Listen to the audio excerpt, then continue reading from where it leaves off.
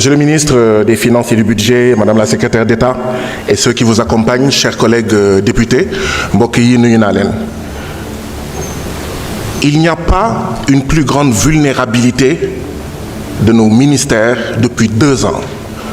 Ce qui se passe, c'est qu'il y a des institutions qui sont en guerre contre le Sénégal, contre le souverainisme, contre le nouveau régime qui a dit sans ambages qu'il va rompre avec des pratiques antérieures, que ce soit dans ses rapports à l'intérieur, que ce soit dans ses rapports avec l'international. Cette guerre se traduit effectivement par des attaques. Cette guerre se traduit aussi par le FMI qui louvoie avec nous. Le FMI qui est co-responsable de cette dette cachée. Le FMI qui avoue qu'il n'a jamais vu une dette cachée aussi importante. Le FMI qui s'est tué pour ne pas porter, pour ne pas créer de problème à son candidat, à son partenaire, Macky Sall et l'APR. Oui, il y a une guerre contre le Sénégal. Et il y a, oui, des Sénégalais qui sont avec ces institutions, qui mènent une guerre contre le Sénégal. Et parmi ces Sénégalais, il y en a qui sont ici, qui sont des traîtres à la patrie, parce qu'ils collaborent avec des institutions dont le rôle quotidien est l'expérience souverainiste sénégalaise ne doit pas marcher pour ne pas que toute l'Afrique aille vers le souverainisme. Parce que oui, le souverainisme n'est pas une condition suffisante pour sortir de la pauvreté, mais c'est une condition nécessaire. Monsieur le ministre, je vous présente mes condoléances parce que je n'étais pas là. Ce n'est pas pour raviver une douleur, mais vous savez qu'il n'y a jamais suffisamment de prières. Je prie pour notre enfant, qu'il repose en paix. Je prie pour vous, sa mère, les membres de sa famille, afin que Dieu vous donne suffisamment de force pour faire face à cette épreuve. Il n'y a jamais suffisamment de prières. Je sais que vous êtes forts.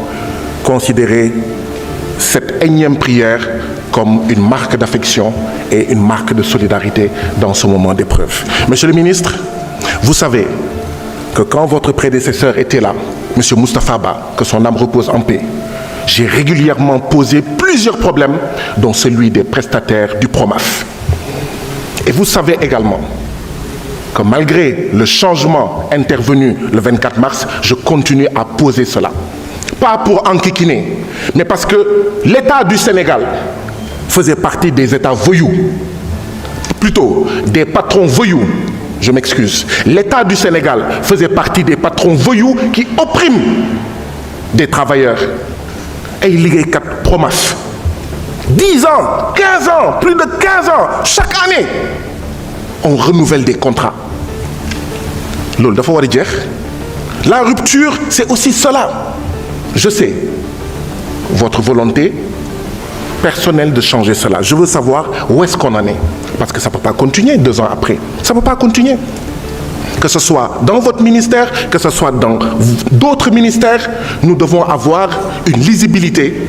Même si ce n'est pas aujourd'hui qu'on nous dise oui, dans 1 an, dans 6 mois, dans 4 mois, dans 2 ans, dans 3 ans, il n'y aura plus de pratiques voyous venant de notre propre État, de notre propre gouvernement, à maintenir des travailleurs dans des contrats annuels sans fin.